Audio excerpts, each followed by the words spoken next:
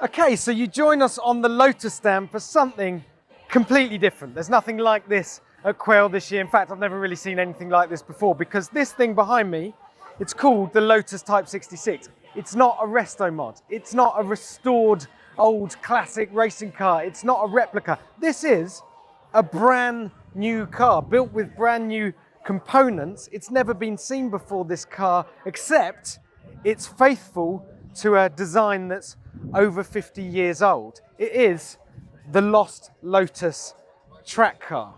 So the basics of this: it is a track toy.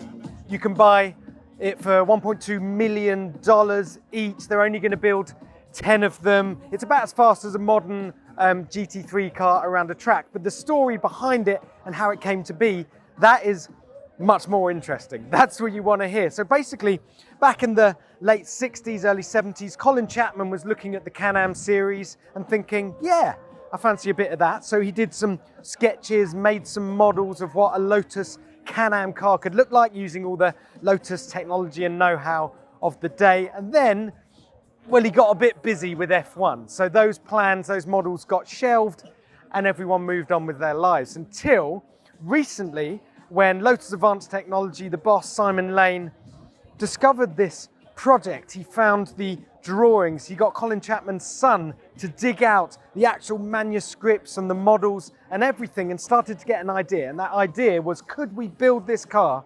using modern technologies, but faithful to that design that Chapman wanted to make, but got a little bit sidetracked all those years ago.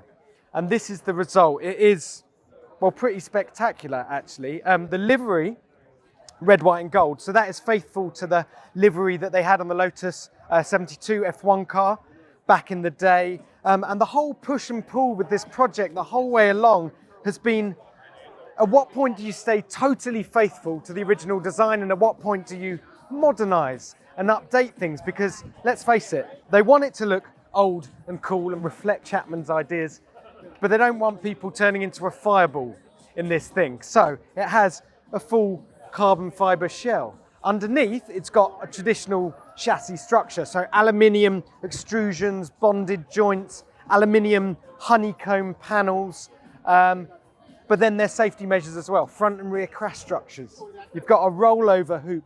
Here you've got an inboard fuel tank rather than a saddle tank. So, you know, there's no point in cutting corners when it comes to safety, because it still looks gorgeous. It's still got that Can-Am silhouette. And I haven't even talked about the engine yet. I was supposed to talk about that at the beginning. This thing. So it is a period correct pushrod V8, 5.8 litres, producing 830 horsepower at 8,800 RPM, which is quite a lot. And the trumpets, you've probably noticed the trumpets. Apparently, these do have aerodynamic benefits for the intakes, but really they just look absolutely bonkers. I mean, how can you look at anything else? And the downforce on this car, proper downforce, 800 kilograms of downforce at 150 miles an hour.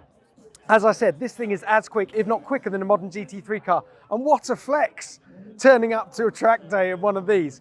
Anyone can buy a GT3 car. This thing is special. It's a story. It looks gorgeous. And wait until people find out that it's brand new and it's going to blow them off the track. And then you've got the modern comforts. So power steering, you've got ABS in this thing, you've got an anti-stall clutch so you don't make a fool of yourself. You've got a sequential gearbox. You can have paddles optionally, or this gorgeous little wooden lever, which is the one you want to go for, period correct.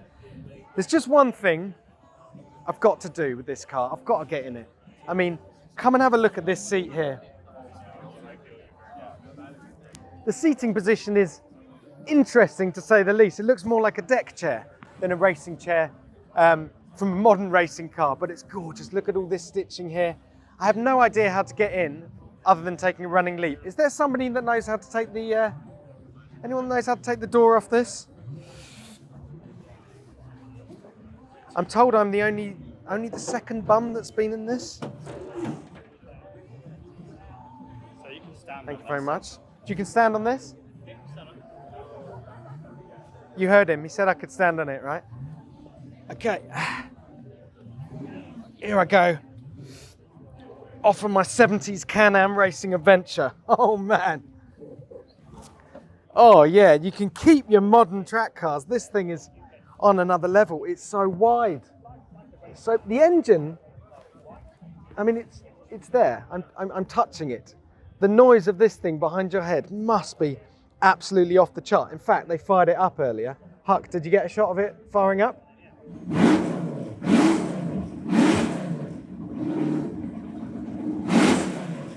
He did, good man, because it sounds absolutely brutal. I mean, it's a story, isn't it? It's cool, it's a toy. I told you it's a toy, but people are getting so creative with ways of getting million, 2 million quid out of people's hands these days. Is this the start of something new? Are we going to see a load of other manufacturers rummaging around in the archive for projects that were discarded years ago and resurrecting them? I hope so.